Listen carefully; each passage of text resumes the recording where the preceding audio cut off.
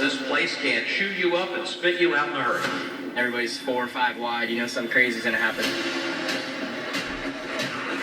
Up and into the air! That was probably the longest flip I've ever had. Didn't know if it ever stopped. Logano is upside down! He'll slam back into the racetrack!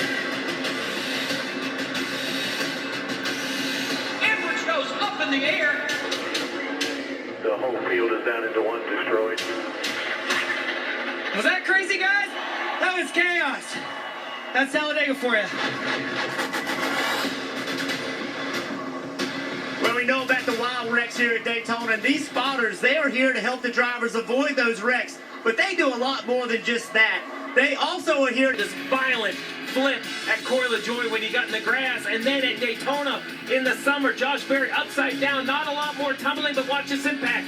A huge hit into the inside wall. So 3 small tweaks to the car. They may not seem like much, but NASCAR continuing to evolve. Underneath the right side rocker, you won't be able to see it on the racetrack, but a little vertical fin to slow the air down when the car gets sideways. The same on the back of the car. A window rail was there in Daytona. The 3 on the roof, they'll be new here at Talladega. And then the drivers hope you don't see this third one. When the roof flap opens, there's that fabric, that yellow fabric on the left, almost making a parachute. What does that mean? We'll put the car in the smoke, we'll put the wind on, and we'll show you what happens. Straight ahead, this car is perfect. When it turns sideways, it literally turns into an airplane wing. You can't have that. So the idea of manipulating the air above and below the car, that's the goal of the 3 changes. Let's keep the car on all 4 wheels. And again, further evidence of NASCAR continually trying to improve the safety of these cars for the drivers' health and well-being. So we're getting closer and closer to the race start of the Yellowood 500, a race that this guy Kyle Larson would love to win. He has been racing since he was 7 years old. The Elk Grove, California native was meant to be behind the wheel of a car. He is, of course, a Cup Series champ. His numbers aren't real great here, though, Dave Burns. He'd like to improve the stats here at Talladega.